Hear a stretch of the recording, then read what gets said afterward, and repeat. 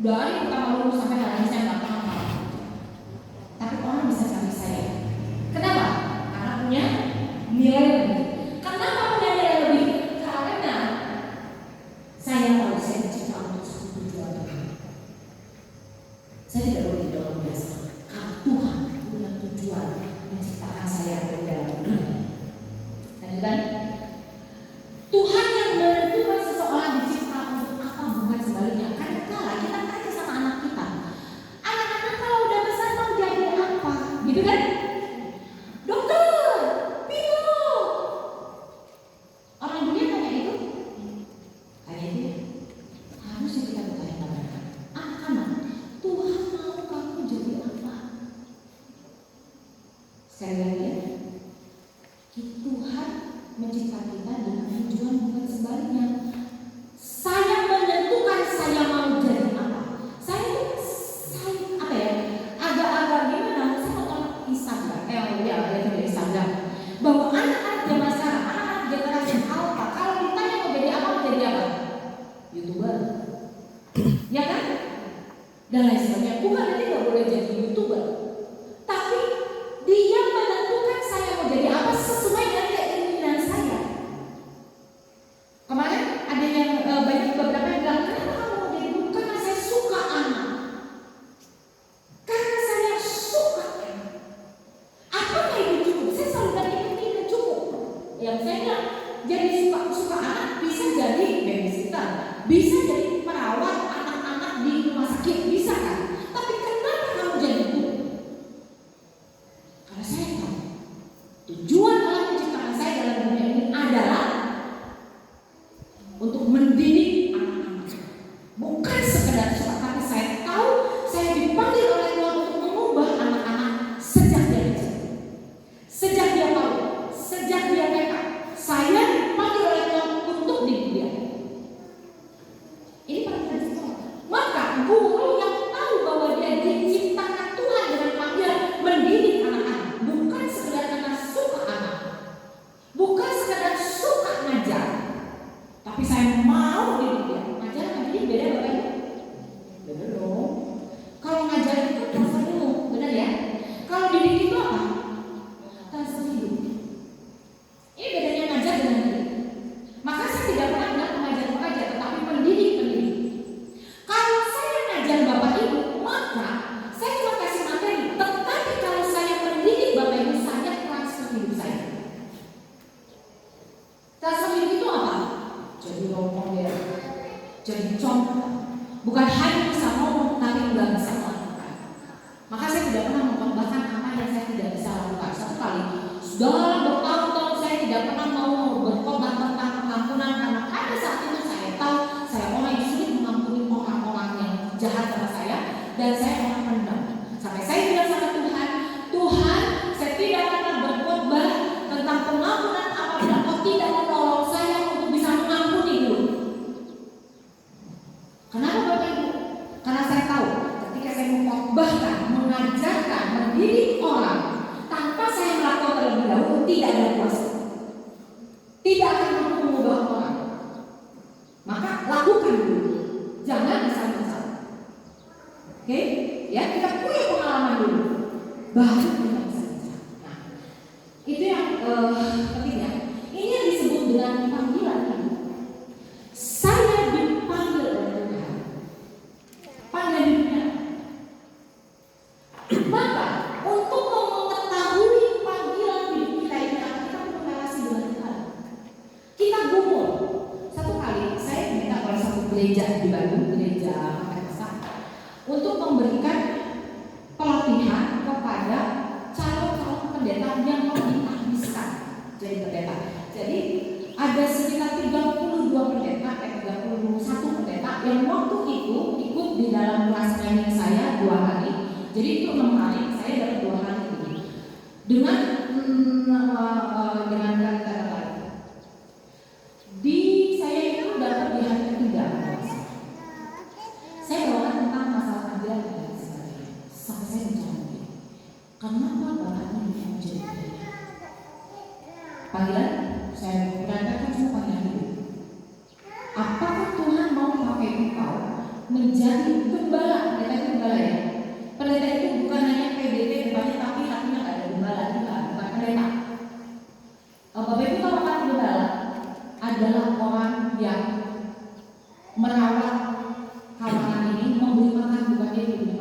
kemudian dimakan. Itu gembala.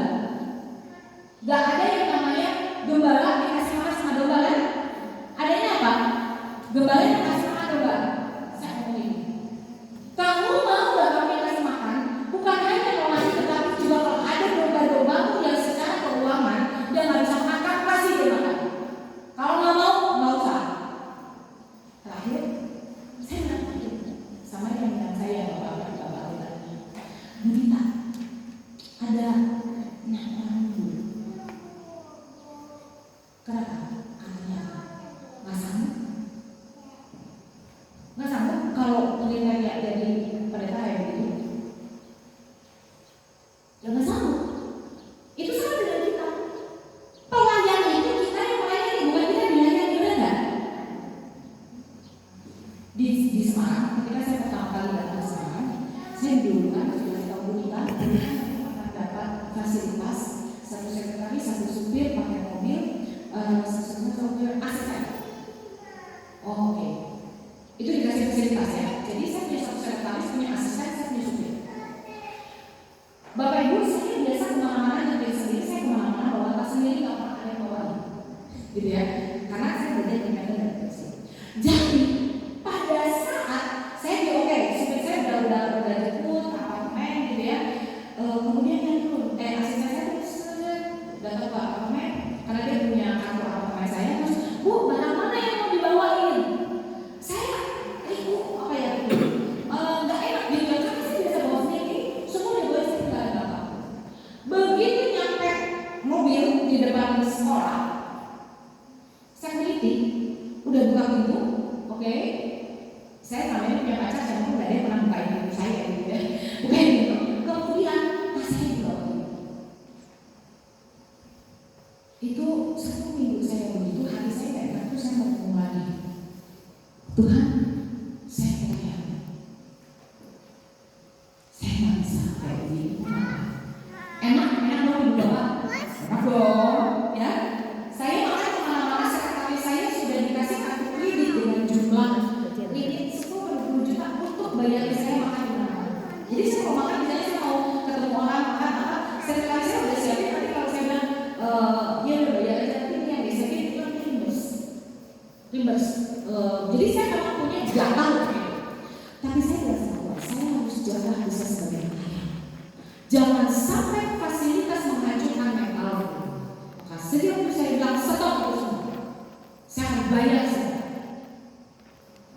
Kali beli apa di sini ya segala macam. Oh, saya keluar dari rumah saya sendiri. Terus waktu itu hari ini tadi saya terus masih. Saya cuma mikir saya belajar untuk ketika melayani saya yang mulia. Bukan saya itu pelayan. Dan itu harus dibiasakan. Jangan ada fasilitas langsung kita pakai semau-maunya. Paham ya maksud saya? Atau kita menikmati fasilitas itu enggak? Ini ya. Ini kenapa bisa terjadi? Kita menjaga hati kita yang benar, kita relasi dengan Tuhan, kita tahu terus apa panggilan kita. Jadi yang utama dalam hidup seorang guru, seorang pendidik, seorang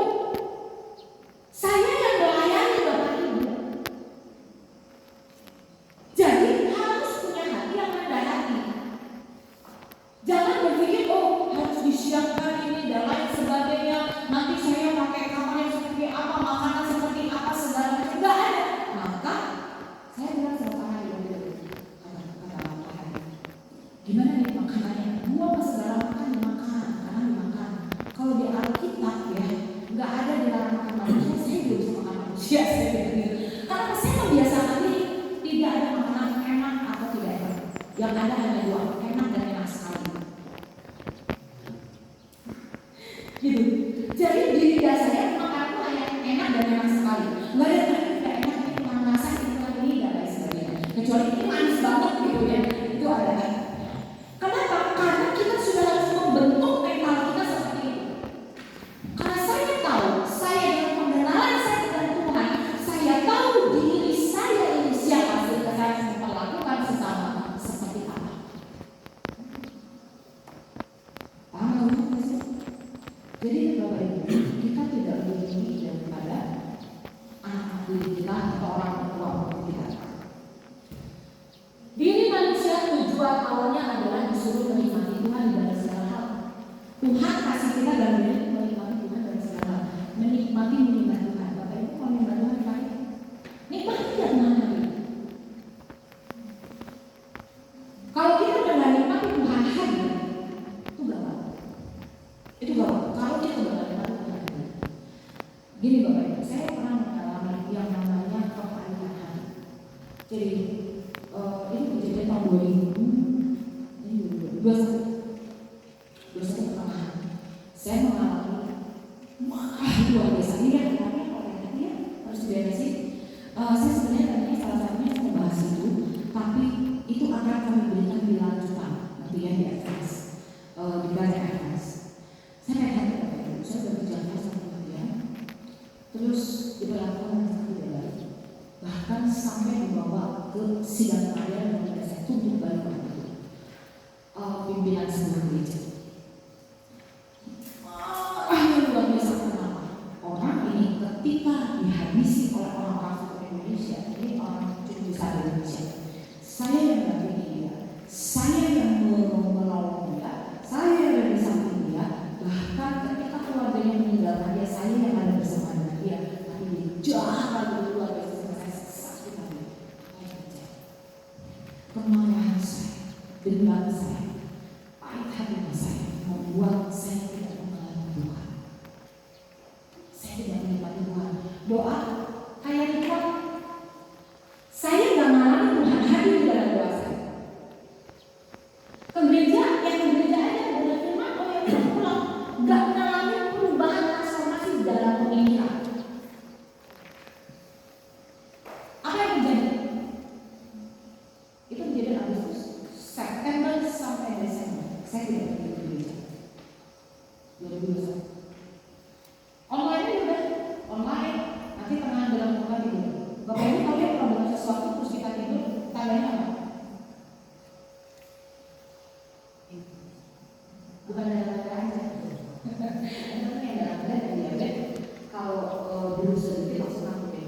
Tapi kan saya nggak punya penyakit itu. Jadi apa? Tidak tertarik, tidak berpraktika, dan tidak antusias. Jadi saya mengatur dalam kisah tidur nanti kalau udah ya kita mau buka persembahan apa kalau nggak saya baru tahu itu udah sempet. Padahal udah 15% itu. Relasi saya dengan Tuhan aja. Saya tinggalkan 1 bulan. Yang tadinya tiap hari jadi 3 hari sekali. Jadi 2 hari sekali. Lama-lama 3 hari sekali. Lama-lama nggak satu. Lama-lama saya nggak mengalami apa-apa kosong. Jadi saya pernah mengalami kalau 2021 itu kosongnya luar biasa. Jadi saya paham, Tuhan kalau kosong kayak gini gak enak sekali. Di tengah-tengah saya lagi banyak diri. Di tengah-tengah saya lagi baru menerima pesangon yang cukup besar sekali. Dan akhirnya saya mengerti bahwa money is nothing. Uang itu gak ada. Jadi saya tidak bisa menikmati Tuhan sampai Januari 2022. Saya mengalami kehilangan yang besar sekali. Saya mengalami kehilangan uang $55,000 itu akibat baru. Dan dalam jangka waktu 7 hari di pasar saham uang saya habis. Ketika habis saya datang sama Tuhan, nangis. Saya bilang sama Tuhan, aku Tuhan karena aku sudah meninggalkan Engkau dan menjadikan yang lainnya adalah ilah. Makanya kemarin saya ngomong dengan keras tentang masalah uang, tentang masalah ini dan sebagainya. Saya nggak pernah. Gak nikmati. Jadi menikmati kopi dan teh yang tadi saya sebutkan tidak ada ketika Bapak Ibu mengajar nikmati Tuhan gak? Atau yang dibilang, aduh capek ya, besok mau bikin RPP, besok mau bikin ini, mau bikin itu. Atau antusias, wah besok saya akan ngajar anak-anak, mendidik anak-anak, dan saya menikmati Tuhan. Saya berbicara dengan Bapak Ibu, memberikan diri saya nikmati Tuhan. Saya belajar banyak dari Bapak Ibu. Saya melihat orang-orang yang baik. Saya melihat hati-hati yang tulus melayani Tuhan. Itu buat saya menikmati Tuhan. Di tengah-tengah saya berpikir begini, aduh, guru sekarang susah nyarinya. Guru punya hati, punya panggilan dari Tuhan. Itu susah sekali. Tapi saya bertemu dengan ibu Bapak. Tadi saya ketemu. Ibu bilang ini, Bu, guru bilang gue, dia memang mungkin di Jakarta ketemu guru yang hidupnya tidak dengan panggilan. Dan kita tuh kuat loh Bapak Ibu, ketemu ya orang-orang yang mengerjakan sebuah profesi tidak di dalam panggilan. Muaknya minta ampun. Kenapa orang-orang kayak gini jadi sumber masalah, bukan jadi penyelesaian masalah. Nah, menikmati dalam segala di dalam segala aspek. Dengan berkeluarga menikmati lah Ibu Bapak. Pasangan Bapak Ibu ya, semuanya plus minus.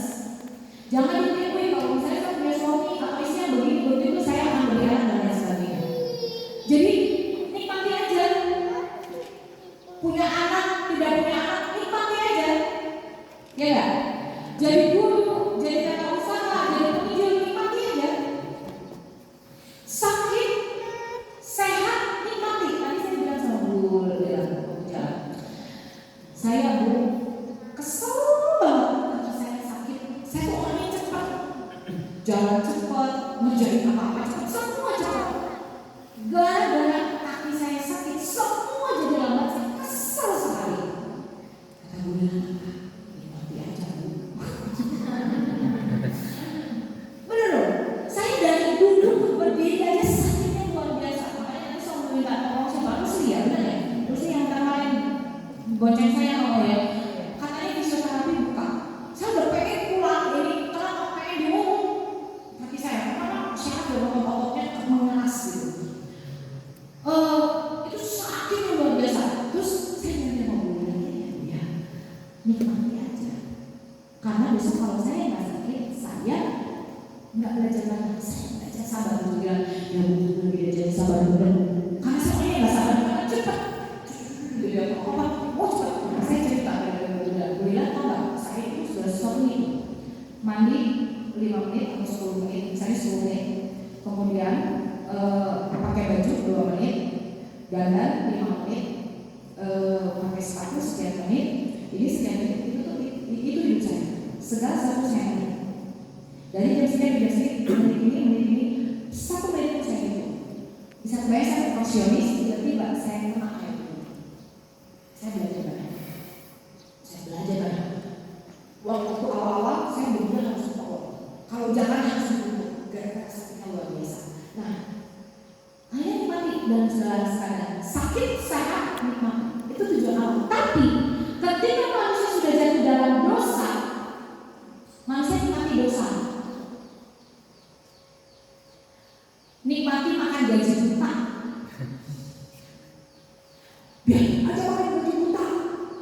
Kan nggak ngapa-ngapain. Terima gaji tiap bulan tapi nggak ngapa-ngapain, kan enak. Kapan lagi? Menikmati perselingkuhan. Kemarin apa sih disebutnya apa ya? Selingkuh itu apa? Selingan indah tapi selingkuh itu apa? Oh, selingan indah tapi keluarga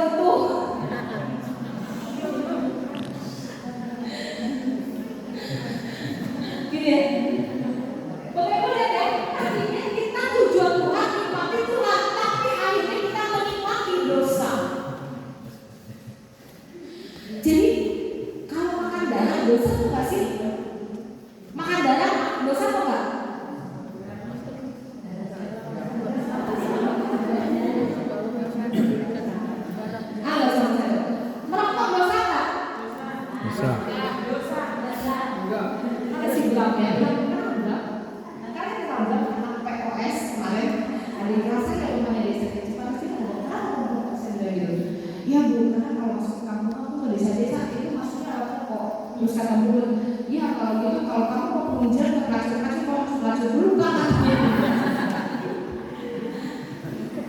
Nikmatin. Salah satunya itu, Bapak, kalau buka medsos paling suka dibuka paling banyak ditonton apa sih? Tentang apa sih?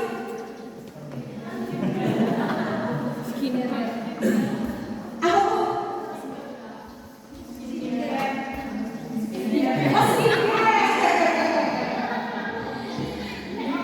Lihat orangnya, lihat selebritis.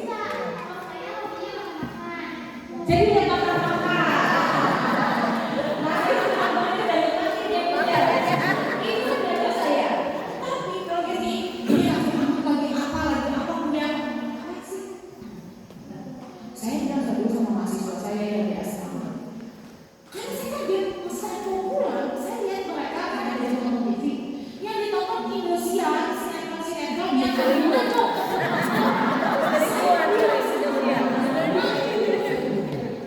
Kau nonton apa itu?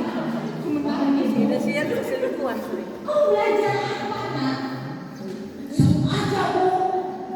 Kau belajar apa? Saya bilang, Bapak ini yang melakukan sesuatu kalau kita tidak belajar sesuatu. Oke? Saya tidak pernah melakukan sesuatu jika tidak punya tujuan. Ya bu. Saya tidak pernah bermedsos untuk flexing, untuk menunjukin diri di depan. Saya bermedsos untuk diri. Itu sama. Kalau Bapak Ibu lihat medsos saya, akan ada selalu tulisan-tulisan yang ada orang lain nggak suka, urusan dia bener tak? Ada orang jadi sirik, ya urusan dia, urusan saya. Nonton apa? Bu bilang nonton berapa aja sih? Saya nonton. Mami saya begini. Kau larang mami kalau saya nonton berapa? Mami tahu nggak? Mami tahu nggak belajar musik? Ada tidak semua drama saya nonton. Saya banyak nonton film-film drama-drama yang bersifat psikologis dan politik. Wah itu saya kalau dari begini manusia begini ada begini dan lain sebagainya. Makanya orang kalau nonton drakor melihat putus ditinggalkan nangis, ikut nangis. Saya mulai sama saya. Suami saya suka nonton drakor. Terus dia masih ada. Lucu deh. Kalau saya nonton nggak pernah nangis, kenapa? Yang kerja otak bukan perasaan, paham ya? Yang kerja otak bukan perasaan. Melihat orang diboleh-boleh, dimutilasi, saya nggak takut. Kenapa? Yang kerja otak cara mutilasi gini ya. Gitu ya. Banyak orang menikmati dosa. Termasuk salah satunya. Saya merasa bahagia di tengah anak-anak. Kenapa merasa bahagia di tengah anak-anak? Karena saya hilang masa anak-anak. Bapak Ibu, ini menikmati dosa. Kalau Anda hilang masa lalu, yang hilang harus diberesin dulu supaya anak tidak jadi objek Anda untuk bisa menikmati. Karena mereka seharusnya menjadi subjek untuk bisa menikmati kita. Bapak Ibu, saya tidak boleh menjadikan Bapak Ibu untuk menjadi aktualisasi diri saya. Oh, saya dipakai ya. Banyak yang menurut saya nggak boleh. Tapi Bapak Ibu harus menikmati saya yang memberikan masukan-masukan sharing saya. Ini lihat beda bahwa hidup kita bukan kita lagi, tetapi tentang Tuhan dan sesama. Ini dosa adalah mengganti Allah yang sejati dengan sesuatu yang palsu atau hilang palsu. Biasanya penyembahan diri. Bu, saya tanya penyembahan diri sendiri. Coba kita cek. Suka anak-anak. Kita buka ya. Saya yakin bukan satu orang yang jadi suka anak. Hampir suka anak-anak. Jadi anak-anak ini objek atau subjek? Objek. Objek itu artinya adalah menderita korban. Untuk kepentingan siapa? Saya suka bu melayani. Kenapa kamu suka melayani?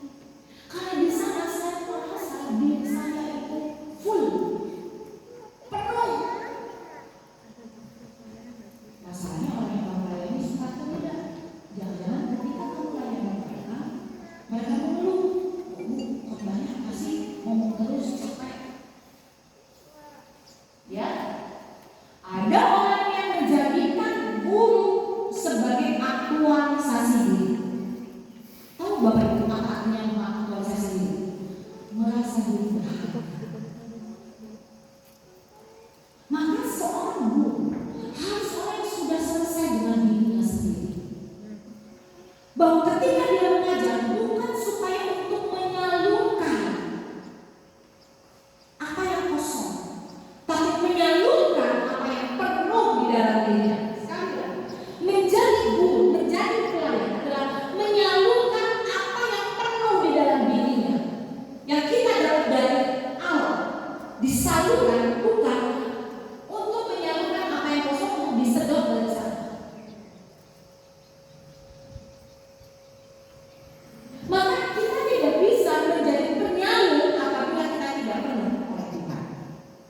Apa yang membuat kita penuh oleh Tuhan? Relasi kita dengan Tuhan, firman Allah, pengalaman-pengalaman dibentuk oleh Tuhan, pengalaman-pengalaman sakit, masa lalu yang kosong, masa lalu yang bolong, cara diri orang tua yang salah, dan semua pengalaman-pengalaman positif negatif inilah yang seharusnya bisa membuat kita menjadi pribadi yang utuh, orang yang bisa selesai dengan dirinya sendiri. Satu kali saya punya sahabat yang menjadi pemimpin saya. Dia tahu saya punya leadership kuat sekali. Dia cuma bilang ini, tak kamu itu strong leader. Kamu tuh leadershipnya lebih tinggi daripada saya. Lalu pertanyaannya adalah, ini laki-laki ya, ini laki-laki. Dia bilang begini, tidak apa-apa kalau kamu jadi pemimpin, I am a second leader. Saya adalah leader yang kedua, saya nggak apa-apa. Saya kaget kagetnya karena saya sangat jarang melihat laki-laki yang punya kapasitas tinggi, yang punya jabatan tinggi, yang dihargai oleh mana-mana, dia mampu merendahkan diri di hadapan seorang. Saya teman saya ini sudah selesai dengan dirinya sendiri. Karena dia bilang, saya lihat kalau kamu ini jauh lebih efektif dari saya. Saya bilang, ya, jangan, tetap seorang patriarkah. Silakan kamu yang memimpin saya. Akhirnya tetap dia yang memimpin saya tidak. Di sana saya berpikir bahwa saya harus merendahkan diri. Tidak boleh jadi rendah diri. Paham maksudnya? Jadi anak-anak ini tidak boleh menjadi objek yang kita nyembah diri kita sendiri. Bapak Ibu pernah dengar tentang apa yang saya sampaikan ini sebelumnya? Pernah dengar? Apa yang saya sampaikan tentang ini? Bahwa anak jadi objek pemuas kita. Bahkan pelayan kerja tidak boleh menjadi objek pemuas kita. Oh, saya dipakai ya jadi asien, jadi kolektor, saya dipakai jadi guru. Artinya kalau kita pakai itu, kita lagi nyembah diri sendiri. Anak harus menjadi orang yang mendapatkan banyak hal dari itu. Ibu bapak harus menjadi orang-orang yang mendapatkan banyak hal dari saya. Karena kalau bapak itu tidak banyak mendapatkan dari saya, artinya saya banyak mendapatkan dari bapak itu, dan akhirnya saya menyembah diri sendiri. Ya, oke? Ini hati-hati menyembah diri sendiri. Tadi banyak orang aktualisasi diri, bukan hanya uang saja. Menyembah uang ada, menyembah aktualisasi diri, menyembah penghargaan diri. Ingin dihargai. Saya bilang harga diri itu tidak perlu dikejar. Tuhan yang kasih harga diri kepada kita. Asal kita jangan merendahkan diri sendiri. Kemarin saya ngobrol sama pedagang. Kita ngomong masalah fashion, ya gitu, masalah fashion. Terus saya bilang begini sama pedagang. Kamu tahu nggak? Karena kan saya orangnya cukup berdandan, berpakaian cukup baik. Karena saya harus treat itu apa ya namanya? Treat orang-orang yang di sekitar saya. Bapak Ibu, kalau hari ini rambut saya berminyak, muka saya berminyak, baju saya gombal-gombal kayak gitu, ibu bapak kalian itu apa sih gitu ya? Tapi kalau bapak ibu lihat saya rapi, cara berpakaian saya enak, tidak harus mahal ya bapak ibu ya. Antara atasan sama bawahan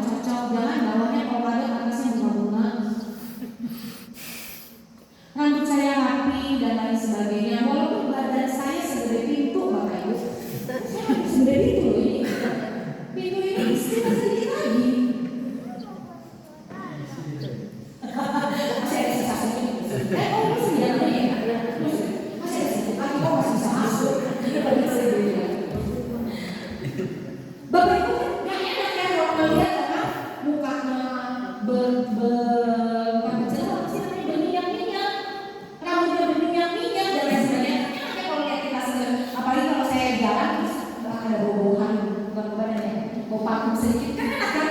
Kan saya paling suka kalau di pesawat apa? Kalau orang baru lewat, orang udah lewat, wah harusnya kasih suara. Mas, parfumnya apa? Saya suka kayak gitu ya. Karena makanan kita juga yang ada di dekatnya enak gitu loh. Nah ini penting. Maka saya orang yang sangat memperhatikan penampilan. Karena apa? Itu adalah cara saya menghargai orang lain. Dan orang juga bisa lebih menghargai saya dalam pengertian jangan karena hal-hal sepele, masalah baju, masalah rambut, masalah muka, terus kita tidak, ya kita disepelein orang lain. Maka tadi waktu ibu bilang ada ibu yang bilang, ya saya kalau Mbak Istana lihat skincare, saya cuma mau kasih tahu begini Bapak Ibu, bukannya belum dan kinclong itu tidak akan didapat dari produk Wardah, Pond's, lagi Revlon, apalagi nggak ada di dalam produk itu. Kalau mau kulit kinclong, rapi gitu ya, harus pergi ke dokter. Serius, saya serius. Gitu. Jadi nggak bisa hanya dengan produk-produk yang sering. Atau kalau mau yang alami, tiap pagi cuci muka dengan air cucian deras. Itu aja. Tapi kalau saya nggak cocok. Balik lagi ya. Lihat yang penyembahan ini. Tapi ada orang yang berpenampilan baik supaya dikagumi dan dapat puja-puji. Benar nggak? Dapat puja-puji. Happy banget hatinya kalau dibilang cantik. Happy banget kalau dibilang ganteng. Happy banget kalau dibilang, wih tajir ya, wih kaya ya, wih pintar ya. Saya cuma bilang gini. Terus kalau pintar gimana? Saya nggak pernah kagum dengan orang yang belang banyak. Saya nggak pernah kagum dengan orang yang hitam. Saya nggak pernah kagum dengan orang yang banyak duitnya, yang kaya. Saya nggak pernah kagum dengan orang yang ganteng dan cantik. Saya hanya kagum kepada orang yang punya integritas di dalam diri. Itu kekaguman saya. Orang yang hidup dalam panggilan Tuhan dan punya integritas. Saya akan mengagumi orang-orang seperti itu. Orang-orang yang berkorban, orang-orang yang memberikan dirinya buat sesama. Saya mengagumi orang-orang yang seperti itu. Gimana caranya orang suka sama dia, tapi tidak membawa orang suka kepada Allah. Image kita yang kita depankan, Allah yang kita sampingkan. Ini penyembahan. Ini dosa. Lihat ya Bapak Ibu yang tipis-tipis kan? Tadi ya semua tipis-tipis, tapi kita harus peka tentang ini. Oh ya kayaknya saya anak suka sama kita. Bagus. Saya kalau ngajar anak SMA gitu ya, anak SD saya ngajar. Saya nggak berharap dia suka sama saya. Saya berharap mereka kembali ke Tuhan dan suka sama Tuhan. Itu lebih utama. Untuk apa suka sama saya tapi mau lakukan? Untuk apa mengidolakan kita tapi mereka tidak melihat kepada Allah? Nggak gitu. Oke, masih 15 ya. Maka yang biasa menguasai manusia dan menguasai semangat diri dikejar dalam hidup menikmati. Hai anak muda, Pokok 11 ayat 9 ya. Hai anak muda, bersukacitalah karena nikmati coba Pokok 11 ayat 9. Menikmati itu. Saya bilang, ibu lihat hal apa yang ibu lihat bisa kita pakai nggak ada dan ibu punya. Itu unik. Ya kan? Apa yang nggak punya? Orang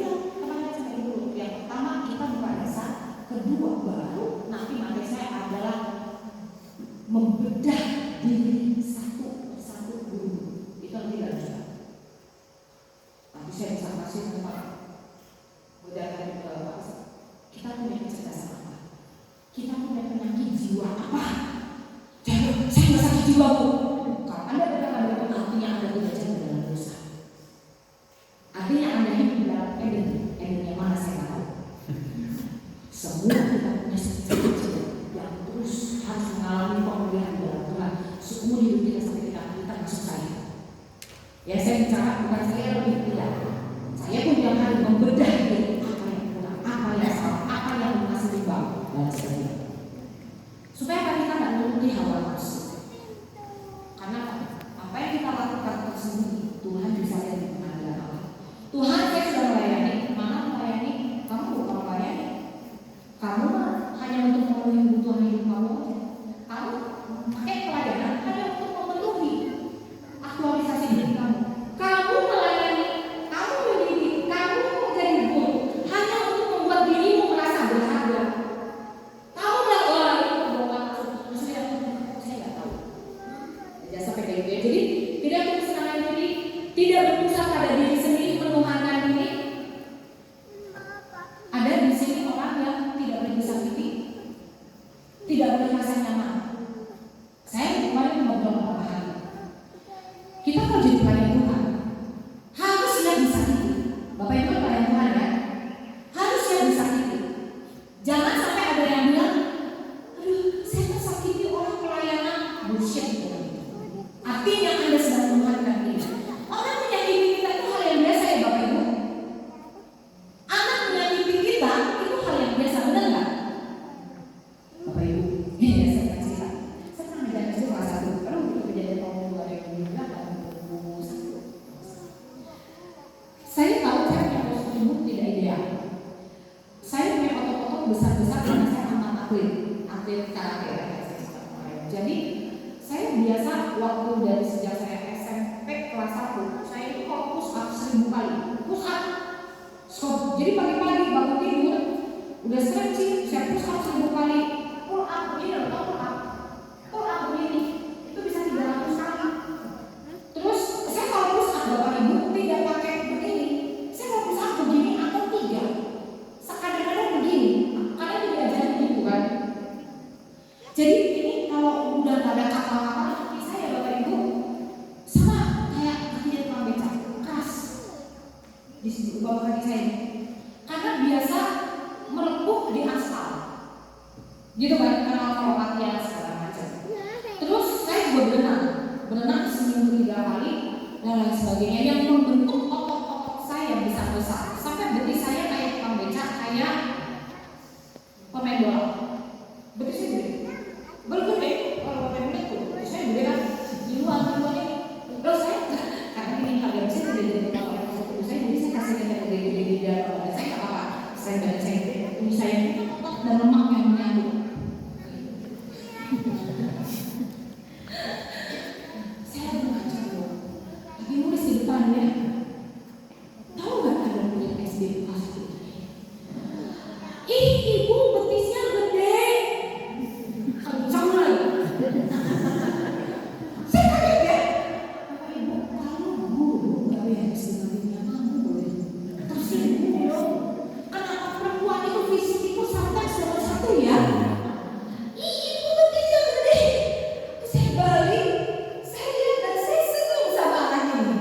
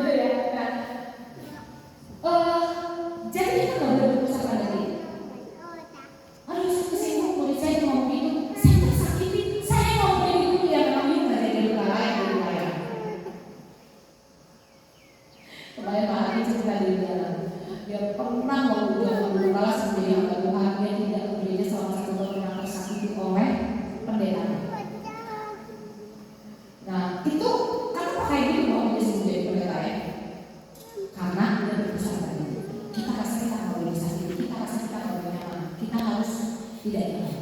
Kaki saya lagi nggak nyaman, nggak apa-apa. Jangan ya, oke? Malah jika tidak dipuja, jika tidak dipuji, tidak dikasih wah hebat ya, wah gini. Bapak Ibu pernah nggak di Facebook atau di Instagram di like oleh banyak orang? Postingan Bapak Ibu yang like 100 orang lebih, pernah nggak? Pernah. Rasanya apa? Senang. Pernah nggak posting di Facebook atau di Instagram atau di Twitter tidak ada yang like atau yang like cuma 2-3 orang? Pernah. Apa yang dirasa? Sedih. Kenapa sedih? Karena dia agak keren ya. Nggak bagus ya. Bapak Ibu, itu adalah sebuah parameter bahwa kita sendiri ingin puji-puji. Satu kali saya dulu ya, waktu saya tahun 2015 zaman-zamannya rame-rame Jokowi, terus Prabowo, terus apa sih namanya sebulan saya tuh penulis Facebook yang cukup aktif sekali. Makanya tahu Permadi, saya Abu Jada tahu Abu Jada, nah si Permadi itu teman saya. Dan dulu kami tulis, saya berhenti menulis yang tajam-tajam setelah saya jadi direktur karena saya bawa nama institusi ya. Waktu saya menjadi direktur, waduh saya kalau nulis itu wajar banget. Saya pernah bukan tentang AHY itu sih amat Agus Harimurti Yudhoyono dengan segala itunya, wah itu bisa 1000, bisa 800, bisa apa gitu kan. Terus saya berhenti jadi, waktu saya jadi direktur saya berhenti nulis kayak gitu, saya nulis lebih ke arah pendidikan dan akhirnya blog. Terus sekarang saya posting yang nggak terlalu gimana lah gitu ya. Apa yang terjadi itu yang like kayak 20 orang, 30 orang. Kalau saya nanya, biasa di like ratusan terus di blog jadi puluhan gimana? Nggak ada rasa apa-apa. Kenapa nggak ada rasa apa-apa? Karena saya tulis just the way I am. Saya menulis bukan mencari polarisasi diri. Saya menulis hanya untuk menterapi diri saya, menyalurkan semua ide-ide yang ada dalam pikiran saya. Itu saya nulis. Orang mau suka, orang mau nggak suka, I don't care. Karena saya tidak cari aktualisasi diri di situ. Nah, ini saya dapat dari mana? Dari relasi saya dengan Tuhan. Karena saya pernah mengalami kayak Bapak Ibu. Ketika banyak yang like suka, ketika tidak ada yang like, ada yang like ya. Padahal saya udah capek-capek mikir, udah capek-capek nulis, kok gak ada yang like ya? Artinya apa? Pada saat saya mengalami itu, saya mencari Tuhan dari manusia. Nah, ini kan fenomena-fenomena hidup yang tipis-tipis yang sebenarnya kita tanpa sadar itu lagi menunjukkan kita harus dijual gitu. Paham ya maksud saya Bapak Ibu? Ini fenomena kecil-kecil. Nah, maka kenapa saya suka memberikan materi-materi yang bersifat rohanian dan membentuk mental orang? Karena sebelum kita jago ini itu secara teknik, kita harus beresin diri kita. Tapi menikmati Tuhan, rindu dekat dengan Tuhan, rindu dipakai Tuhan, rindu menyenangkan hati Tuhan. Apakah kita rindu untuk dapat pujian? Kita rindu disukai anak-anak, kita rindu disukai oleh pimpinan kita rindu disukai oleh Tuhan? Tidak. Tapi menikmati Tuhan, kita rindu Tuhan pakai saya. Maka saya pernah bilang sama Bapak Ibu kemarin, kalau saya sudah tidak dipakai Tuhan lagi, lebih baik bawa saya.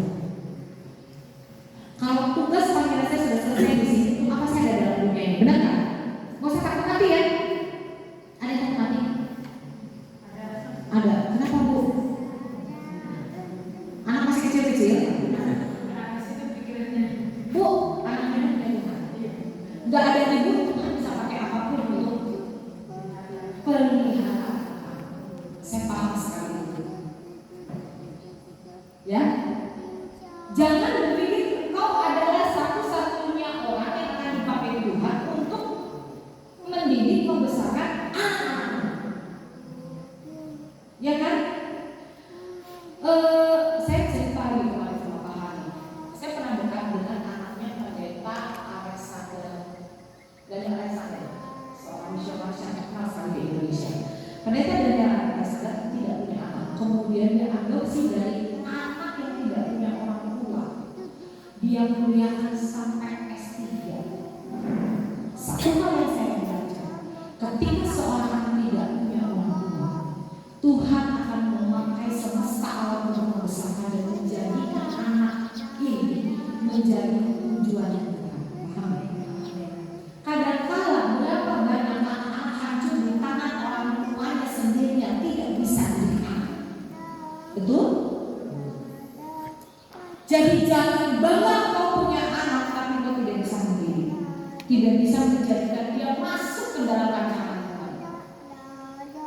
Kalau anak sendiri aja kita gagal untuk bawa dia pada rencana Tuhan, tapi menjadikan dia sebagai agenda rencana kita. Contoh, saya bilang sama bapak saya, Pak, saya mau jadi hamba Tuhan. Oh, dia ada Tuhan, bapak mau makan apa kau?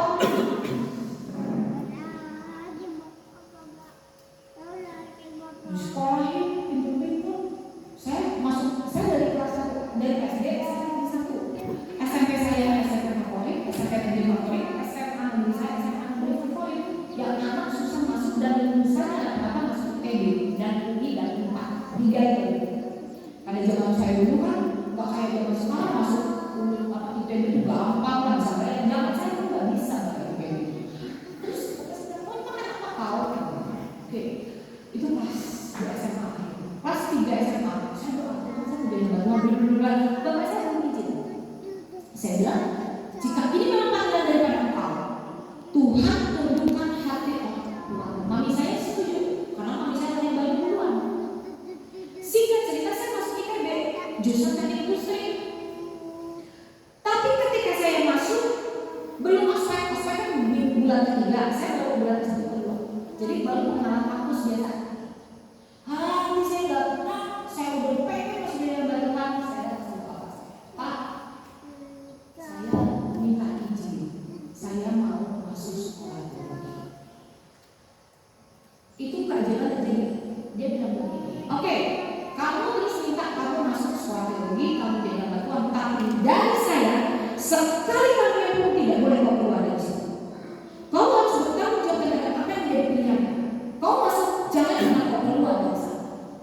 Oh, saya ambil. Keluar saya ITB, tidak STB, sama-sama ambil.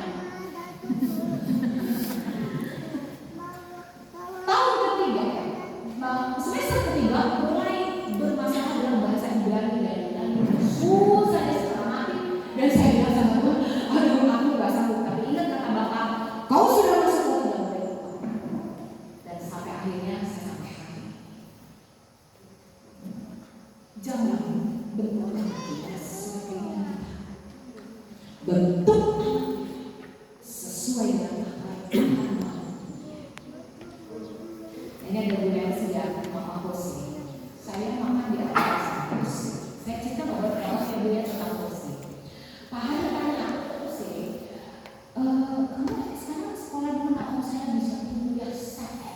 Terus kita kaget, laki-laki mau masak gitu. Terus pertanyaan Pak Hari cuma satu, Papa boleh? Dia jawabnya begini, Mama boleh, dukung, gak masalah. Papa tanya gak boleh, tapi sekarang sudah boleh. Terus kita ngobrol, pada lebarnya ada donasi ya. Saya tidak ada tujuan untuk mencari muka depan donasi, karena saya sudah punya muka, jadi gak perlu cari-cari muka. Saya jadi paham ya, ngobrol sama Jose, saya melihat ini memiliki tingkat kedewasaan yang tepat di usia. Dia cerita kalau bohong begini dan sebagainya. Terus saya bilang sama dia, aduh saya sangat terbuka. Kamu gak hanya ganteng, hanya juga ganteng. Saya lihat mama papanya, dia ganteng tuh, bukan mama papa sekali. Tapi dia punya ketepatan kedewasaan kematangan yang tepat sekali. Dan dia bisa memilih kenapa saya pilih itu. Dan nanti saya di sini saya akan bekerja, saya akan begini, akan begini. Oh, semua sudah ada di dalam rancangan-rancangan. Saya cuma bilang sama dia, jangan lupa bahwa terus dalam doa. Supaya yang jadi kebaikan Tuhan, tapi tidak Tuhan. Iya, saya kalau udah batu masa tua sama deh. Ini pakai kakak gitu. Iya Bapak Ibu ya. Kalau anak kita sendiri sudah kita bentuk sesuai keinginan kita, ingat loh, kita itu udah gak hidup Tuhan. menyenangkan Tuhan. Harus kita doakan Tuhan, anak ini harus menyenangkan Tuhan pada anak saya. Saya tidak pernah berdoa. Dulu saya pernah berdoa sama Tuhan.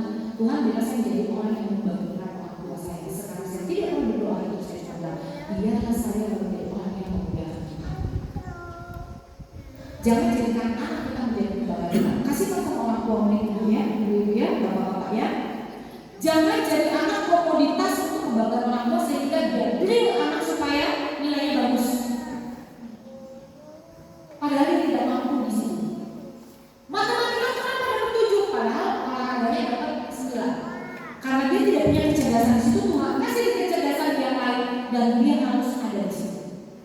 Hati-hati. Maka saya bilang berapa banyak anak-anak rusak di tangan orang tuanya sendiri, tetapi berapa banyak anak-anak berhasil di tangan orang lain.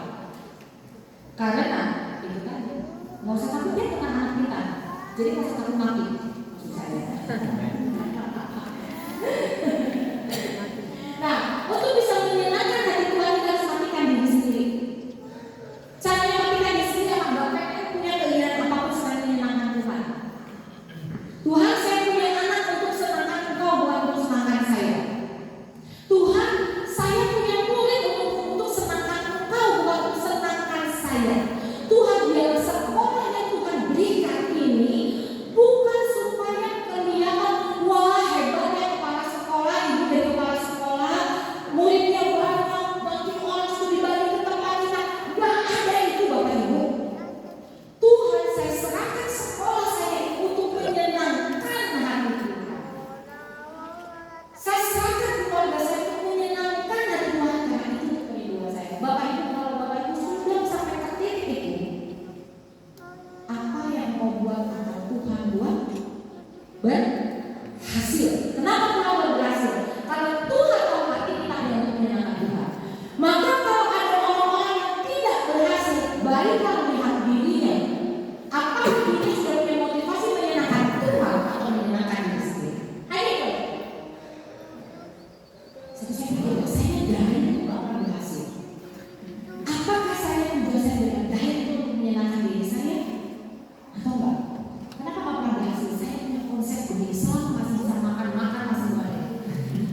Karena saya lihat papa saya ketika dia punya urut, pulang, punya darah tinggi, punya nggak boleh. Oh, jadi selama kita belum ada penyakit makanlah segala sesuatu. Nah, maka manusia yang mengejar panggilan Allah seharusnya mematikan diri. Gak punya ambisi. Gak boleh kita ada ambisi begini. Ambisi saya supaya sekolah saya jadi nomor 1. Gak. Ambisi kita adalah bagaimana sekolah kita menyenangkan Tuhan. Kalau akhirnya jadi nomor 1 itu bonus tahunnya. Itu ada bilang tuh dari kepala sekolah apa bu? Kepala sekolah apa itu? Terbaik Jakarta Pusat ya. Jakarta Pusat itu gede, sekolahnya banyak sekali. Jadi Jakarta Pusat itu jangan dipikir satu wilayah kecil. Pernah nggak berpikir mengejar itu? Nggak pernah. Tiba-tiba dapat aja ya. Yang saya tahu di Berilan adalah salah satu kepala sekolah saya yang kalau kerja berikan yang terbaik. Itu yang saya tahu. Maka waktu dulu saya mempromosikan beliau untuk menjadi koordinator lokasi perlokan naik jabatan. Karena saya lihat orang-orang yang all out di dalam. Tiba-tiba saya kasih tahu, Bu Berilan dapat penghargaan jadi kepala sekolah teladan terbaik gitu. Terbaik gitu. Dia nggak pernah kerja tapi Tuhan kasih. Paham ya? Caranya apa hati ini? Tuhan kasih. Apa yang bukan dia rohani? Saya punya waktu tinggal 20 menit. Karena rohani untuk kita mengetahui Tuhan ambil kita di mana, caranya adalah kita punya rohani. Karena rohani adalah kemampuan khusus dari Tuhan yang diberikan menurut anugerahnya kepada setiap anggota tubuh Kristus untuk pengembangan kerajaan Allah. Setiap orang punya karunia rohani. Jadi dikasih setiap kita yang lahir baru diberi karunia rohani, yaitu sebuah kemampuan untuk bekerja di hadapan Tuhan. Maka setiap orang percaya memiliki karunia rohani minimal 1, bisa 2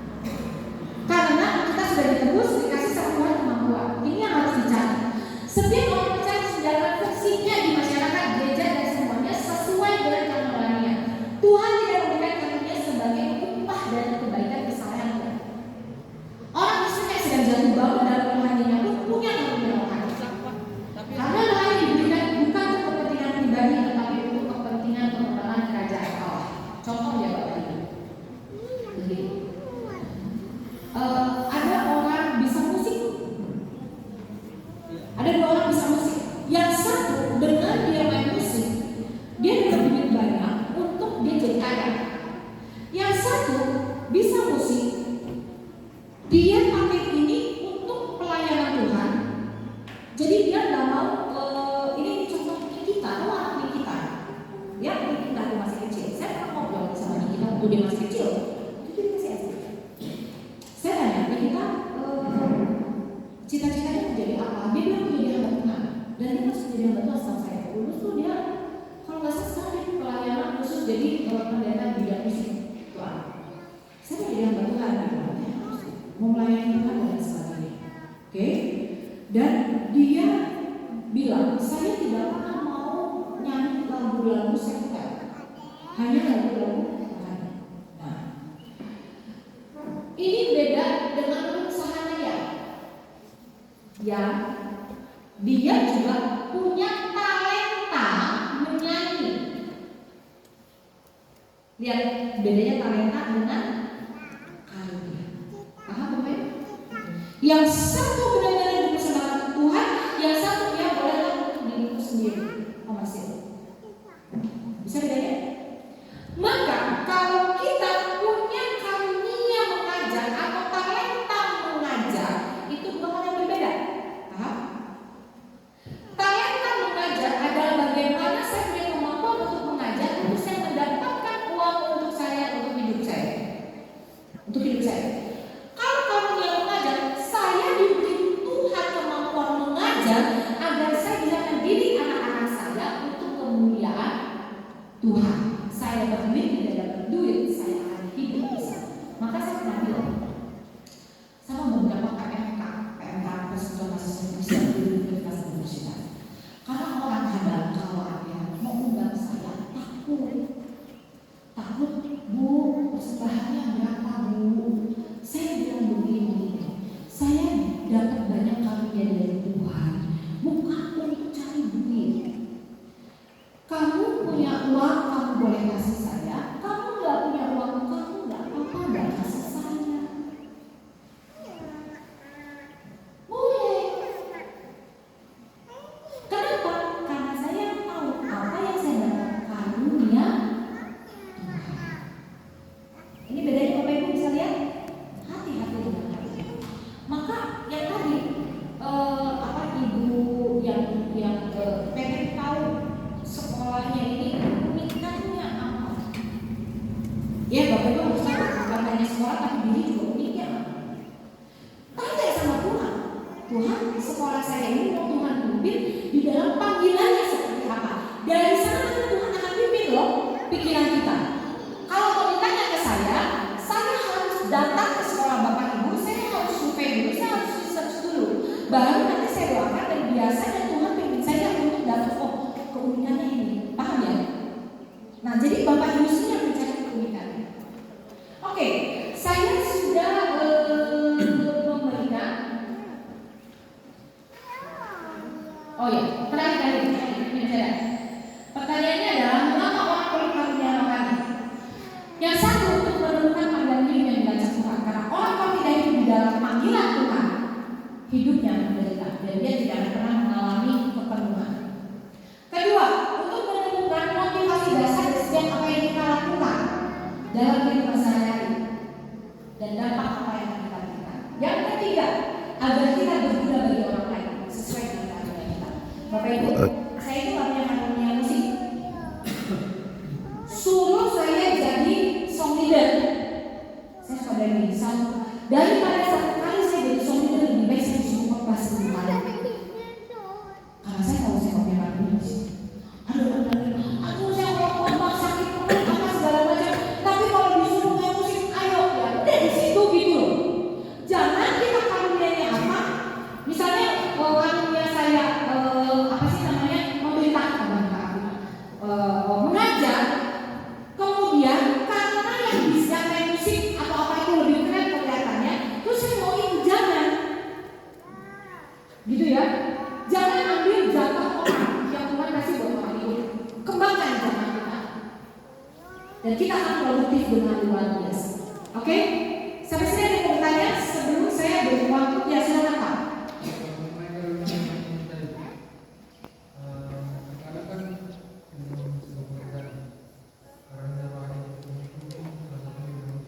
Ya. Ada tambahan dari pelayanan? Khotbah? Ya, ada banyak. Enggak apa-apa. Itu bagaimana? Ya apa? Begini Pak, ketika saya muda, semua saya kerjain. Disuruh ini kerjain, disuruh itu kerjain semua. Jadi kita itu yang namanya defender menjadi confident. Ketika usia saya sebelum 35 tahun, semua saya kerjain. Disuruh jadi suami dan saya, ya makanya saya tahu bahwa oh ini bukan saya. Disuruh jadi ini, segala macam saya kerjain di sini. Saya bilang, saya tahu bahwa saya tidak bisa. Tolong pimpin saya supaya semakin tajam ke depan. Saya baru bisa fokus diri saya seperti ini setelah usia saya 35 tahun. Dan Tuhan pimpin terus. Akhirnya pasti saya dikasih pelayanan-pelayanan musik, bidang-bidang musik dan lain sebagainya. Tapi ketika kita masih muda dan sedang menemukan apa rencana Tuhan dalam hidup kita, masuklah ke sini. Saya pernah tanya sama Tuhan begini, Pak, ini contohnya. Waktu SMA, saya itu kan dapat pilihan A1, A2, A3 jurusan. Sekarang kan IPS. Dulu A1 fisika, A2 biologi, A3 itu sosial. Karena keren-kerenan, karena anak A1 dianggap lebih pintar daripada anak A2, A3, saya ambil A1. Setengah mati saya belajar matematika, fisika, kimia, dan semuanya. Masuk sekolah teologi, kepake enggak? Saya menyesal, kenapa saya nggak masuk ke A3 di sosial? Di sosial ada bahasa Jerman, ada bahasa Jepang, ada belajar tentang sosial, ekonomi, dan lain sebagainya. Kenapa saya dulu nggak kayak gitu? Bertahun-tahun saya tanya sama Tuhan, apa maksud Tuhan membiarkan saya masuk A1 yang bukan panggilan saya? Tahu jawabannya? Saya baru ngerti setelah saya jadi konsultan, karena setelah sekian puluh tahun saya diberi Tuhan pekerjaan yang menuntut analytical thinking, di mana analisa berpikir itu harus dimulai dilatih dari pembelajaran eksakta. Ketika saya paham, kenapa orang melihat saya menganalisa sesuatu lebih tajam? Karena saya terlatih dari dulu yang saya tidak tahu itu tujuannya apa. Bapak Ibu tanya ke saya kosin, tangan apa? Lupa semua. Daya dorong itu apa? Daya gerak itu kenapa? Rumus apa? Saya sudah lupa semua. Tapi yang saya tahu adalah ketika saya meneliti di situ, saya dilatih Tuhan. Bapak tidak merasa bukan di khotbah. Saya di musik, tapi sekarang saya dituntut jalan apa? Bapak akan dituntut oleh Tuhan. Yang saya tidak tahu nanti tujuannya apa. Sedang dibutuhkan. Ikut, saya selalu bilang ini. Kalau Tuhan taruh kita di situ, kita dituntut ikut dengan fleksibel, lunas, nyaman. Walaupun itu mungkin bertentangan dengan kita. Tapi di sana Allah Tuhan sedang berkata. Mungkin Tuhan sedang membantu kita untuk penundukan diri. Karena sebelum menjadi pemimpin yang baik, dia harus menjadi pengikut yang baik.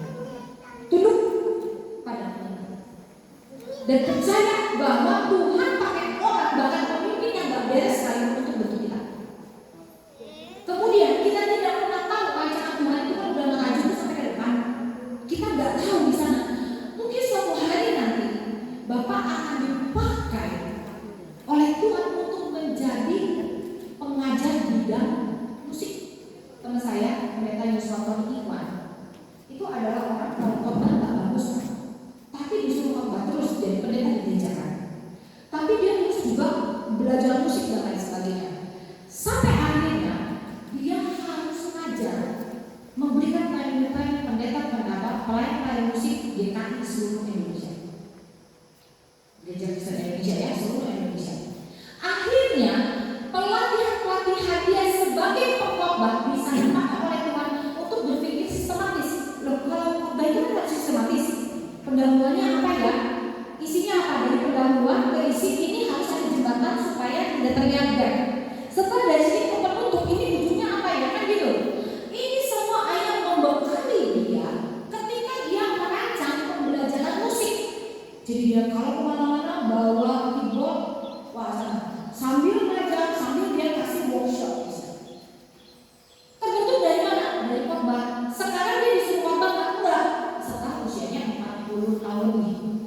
Gak disuruh khotbah. Kenapa? Karena orang sudah tahu dia adalah orang musik.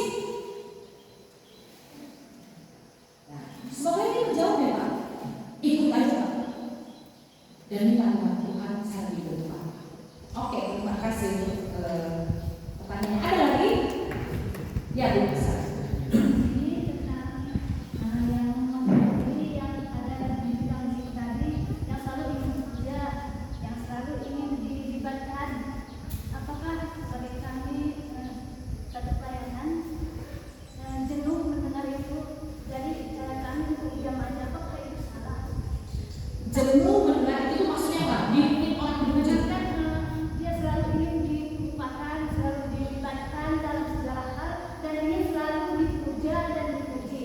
Jadi apapun ide kami diabaikan. Apakah kami salah untuk diam? Oke, Bu, gini ya Bu. Wah, saya ketemu orang kayak ini banyak. Banyak dari saya. Saya selalu bilang sama saya, orang kayak dipuji kasih pujian, kasih. Sampai dia enak dan dia tahu bahwa di dalam pujian itu ada apa. Serius. Jangan dicuekin, jangan diabaikan. Karena kalau dia diabaikan dan dicuekin dia akan sakit jiwa. Kan kita ini sebagai agen perubahan, ya toh, jangan jadi agen penambah sakit jiwa. Orang harus pujian, kasih pujian yang banyak. Nanti orang harus ya dikasih minum, terus kasih minum sampai enak. Baru dia kalau sudah penuh, baru dia gak ada apa-apanya, benar. Saya suka bilang sama tim saya, kalau ada orang butuh diakui, diabsahkan, diaktualisasi diri, saya bilang angkat jadi pemimpin.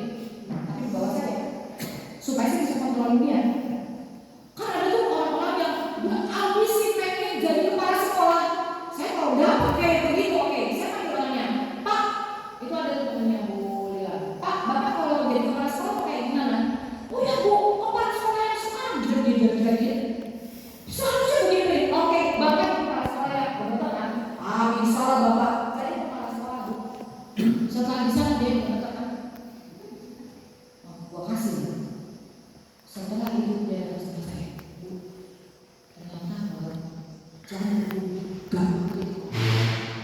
Kayak begitu, puji Bu. Gimana Bu? Biasanya gimana Bu? Kalau pengen puji caranya ada. Saya pengen tahu supaya saya kasih caranya nanti Ibu bisa pujinya gimana? Atau Ibu puji? Ya memang yang itu paslah ini pengolahan kami dalam perjanjian pengurusan paut. Jadi kami agak bilang, Iya. dia nggak mau. Dalam kita udah serahkan sama dia, Iya. enggak. Terus Gimana lah anda tidak terkasih pun dia dilibatkan pun juga. Ibu tanya kenapa kamu nggak mau? Tahu ini juga tanya bilang. Kalau nggak tahu kenapa Anda pikir gitu aja? Makanya situlah kita nggak usah kita jawab aja. Memang ada juga itu orang. Semakin kita ngomong sama dia, kita jawab dia, semakin dia banyak ngomong. Oh iya, maaf. Ini saya buka ya, saya buka untuk Bapak Ibu. Enggak ada orangnya di sini. Orangnya di kampung. Panggilan itu kan dia kadang-kadang bilang memang kalau aku nggak mau Baru saya bilang Bu. Jadi Bu, kalau ada orang pengen ngecek, kalau ngecek aku stres, kasih dia ngecek Bu. itu makanya kan Ibu tahu nggak sih itu masalahnya apa? Satu, dia tidak mengalami kekuasaan. Kedua, tidak ada diri di dalam apapun. Bisa jadi bukan suaminya yang salah, tapi memang dianya yang bermasalah. Satu, dua, maaf ini saya buka. MU saya itu majority-nya adalah etika seksual. Jadi saya suka belajar etika seksual. Saya sering diundang oleh gereja-gereja untuk bicara masalah seks yang tabu itu kan orangnya. Biasanya dia bermasalah secara seksual. Udah nikah kan ya? Oh iya. Bapak Ibu tahu nggak kata Rasul Paulus yang dikatakan, hei janda-janda jangan kau melepet. Tahu ya, melepet. Melepet itu gitu. Gosip, kritikin orang terus. ya mungkin yang sedih kami apapun masalah kami itu yang masuk kami masukkan dalam status medsos. Oh, kalau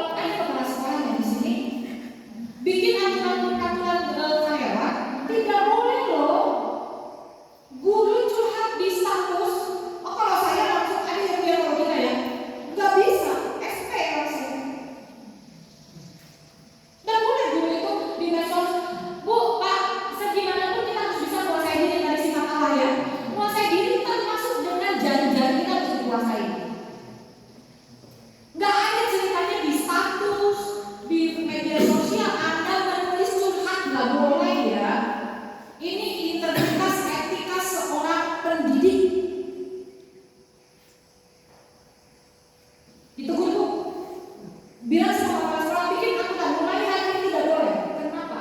Ini merusak citra Allah sebagai punya sekolah Kristen yang kita sedang ada di dalam. Terus masih dulu keluarin. Kan dia cocok jadi begini.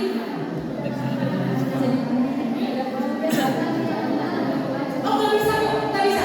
Jadi gini Bapak Ibu, ada waktunya kita mengalah, ada waktunya kita menegakkan satu kebenaran. Jadi nanti ya, saya ngajar manajemen konflik. Di manajemen konflik ada I lose you win, I win you lose. Saya yang kalah, kamu yang menang, atau kamu yang kalah, saya yang menang. Ketika kita sedang menegakkan sebuah kebenaran, harus saya yang menang, bukan kamu yang kalah, bukan kamu yang menang. Ini kan benar. Sekarang pertanyaannya, dari guru yang mengalami ketidakpuasan diri, yang suka mengkritik orang dengan cara-cara yang tidak baik seperti itu, posting-posting, mau didik apa sama murid kita? Itu kasihan oleh guru. Bener loh, kasihan anak didik guru. Loh, kan kita ini sedang dikasih sama Tuhan tugas untuk mendidik generasi ilahi, generasi Allah. Bagaimana mungkin orang yang ngaco dan nggak mau dikasih tahu? Karena sudah dikasih tahu, tetap kayak ini orang dablek, orang stubborn, orang yang kepala batu.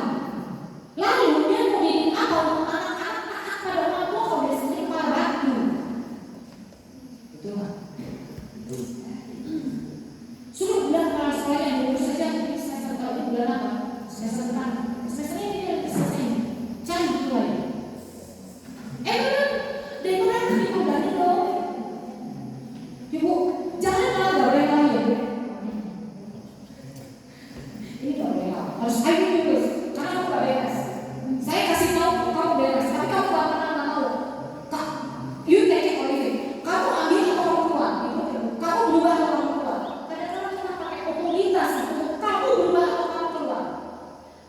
Allah Yahweh kepada Israel, kamu ikut saya, taat sama saya, atau kamu saya buang. Bolak-balik masuk dalam perubahan bertolak, dikasih pengumuman terus bolak-balik sampai 300 tahun akhirnya Tuhan buang. Ya sampai kita dibuang karena kita keras kepalanya. Ya, dan kayak piting itu buatnya keras kan. Jadi jalannya miring. Orang keras kepala pasti hatinya miring, kelakuannya miring. Ya Bu, mana tahu? Sebenarnya dia menyangkut ke anak-anak. Biasanya saya itu sering diajukan anak-anak pertanyaan yang mungkin saya nggak siap untuk menjawabnya. Satu hal yang paling luar biasa, ada satu anak PAUD bertanya seperti ini. Ketika kami bernyanyi di dalam dunia ada bertelan, lebar dan sempit, mana kau pilih, gitu kan? Jadi yang pertama dia bertanya seperti ini. Kenapa Tuhan ciptakan orang benar, orang baik dan orang jahat? Yang kedua, katanya kenapa Tuhan ciptakan iblis? Ya. Yang ketiga, kenapa Tuhan itu ada di mana-mana? Ketika dia bertanya Tuhan di mana-mana, saya bertanya kembali, emang kamu nak lihat Tuhan di mana? Dia bilang gini. Sebenarnya hanya ini secara langsung karena saya pribadi sebenarnya, karena dia mau di sekolah kita juga. Dia berpikir ya mak, kalau kita mau paham, kita lihat Tuhan itu banyak kali di kuburan, karena di kuburan itu kan ada foto Tuhan ya. Di rumah siapapun saya lihat ada banyak ada gambar Tuhan Yesus. Mungkin hari ini pun ada yang ibu bisa tolong saya, karena aku kebetulan luar biasa sebenarnya anak saya pribadi. Pertanyaannya itu membuat saya nggak tahu menjawab. Bagaimana saya membekali diri untuk bisa menjawab pertanyaan-pertanyaan yang anak-anak yang luar biasa yang Tuhan percayakan saya didik. Ini pertanyaannya teroris. Mungkin kita aja nggak pernah begini. Kenapa Tuhan ciptakan orang baik, orang jahat? Tuhan nggak pernah ciptakan orang jahat. Tuhan tidak pernah ciptakan iblis. Tuhan hanya menciptakan malaikat dan hanya menciptakan gambar Tuhan Allah. Betul ya? Lah, kalau itu kan ada jahat karena ada manusia yang tidak taat kepada apa di awal lalu dia jadi dalam dosa, akhirnya dia jahat. Iblis dari malaikat, ya kan? Lucifer itu kan malaikat tuh. Nah, dari malaikat dia tidak mau tunduk kepada Allah sehingga jatuh dalam dosa. Jadi karena dosa itu akan mengikuti keinginan diri. Nggak akan mempengaruhi. Itu aja dulu ya. Kemarin Tuhan ada di mana? Bapak Ibu, ini adalah yang namanya ada bahasa teologisnya, saya tidak bahasa teologisnya. Itu orang nanti.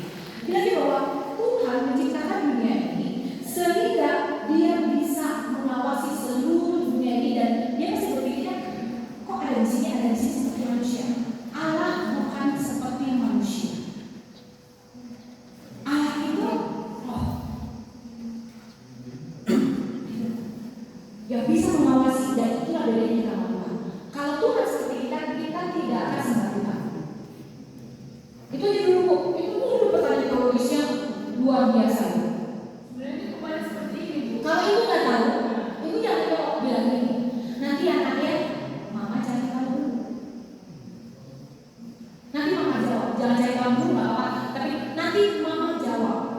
Ibu datang ke pendeta, ibu browsing, googling, mengapa Tuhan ada di mana-mana, nanti komputer keluar.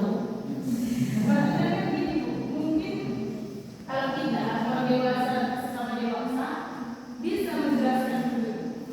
Lebih seperti ini sebenarnya. Waktu itu saya di keluarga sama bapaknya juga, kakaknya juga. Dia bertanya seperti itu, tiba-tiba nggak tahu kenapa dia bilang gitu. Dia kan suka nonton Siva, nonton Ali sekarang bagaimana. Dia bilang gitu.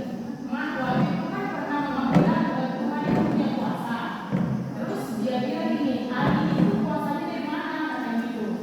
Terus dia kan mikir, kalau Ali itu kan bisa tiba-tiba menghilang, tiba-tiba datang, terus tiba-tiba bisa menyelamatkan masyarakat begitu banyak.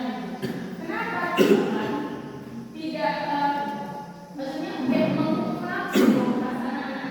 Artinya maksud saya bilang, bagaimana bahasa kita suami ibu ke anak kita itu menyampaikan sebenarnya. Bolehlah bisa bantu saya pakai bahasa mama. Ini saya ngobrol sama anak-anak. Jadi waktu itu saya ditegur suami saya juga, bahasa itu nggak bisa dinalar sama dia. Yang mungkin buat dia juga nanti capek berpikir. Jadi gini Bapak Ibu, tadi Bu ya, saya sarankan mungkin Ibu perlu mengganti film. Bu, coba Bu, sekarang ini kita pakai bahasa anak-anak Bu. Ini alih bahasa anak. Kalau menurut saya sih tanya Tuhan ada di mana? Kalau saya punya Tuhan kuasa. Jadi kalau Maha Kuasa itu Tuhan di mana-mana. Yang benar seperti itu kita dan juga kan yang menciptakan kita semua kan. Jadi Tuhan itu yang mengawasi.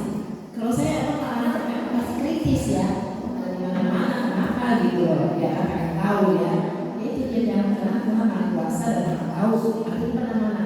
Kalau itu kan bisa dimenangkan. Saya ke atas kok di sini.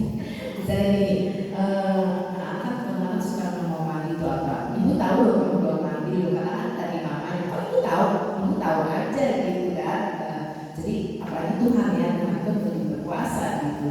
Jadi contoh-contoh kecil gitu. Atau ini saya misalnya mereka yang saya bilang gitu kan, misalnya lagi bicara di belakang atau kan mereka tanya, kok ibu dengar lah ibu ada telinganya di situ gitu kan. Itu kan kami seperti itu sih memang luas banget gitu ya, dalam banget gitu loh. Cuma itu ya Tuhan Maha Kuasa. Mereka sih biasanya kalau dibilang Maha Kuasa bagaimana? Ya Tuhan yang menguasai kita, yang menciptakan kita. Jadi Tuhan itu ya pokoknya hebat segala-galanya. Kalau saya seperti itu bicara anak ya. Karena kalau kita dalam-dalam juga dia takut dia. Seperti itu aja dulu. Kalau film-film itu kan kita namanya film, itu kan film dibuat, ya kan kita nggak tahu itu nggak betul-betul, kan? Tapi kalau memang baru kami, Bisa nggak bilang anak itu kalau nggak dibuat-buat kita boleh nggak? saya sih cucu saya juga tanya, itu nggak boleh diikutin ya, itu film, bohong. Itu yang buat manusia. Iya, buat manusia. Coba kamu lihat, kamu mau ditamparin, mau dikumpulin kan? Itu hanya film. Jadi kan kadang-kadang lompat dari atas itu, memang saya kesannya ya. Cuma kan kita mau bilang dia lompatnya dalam ini ikutan. Itu film.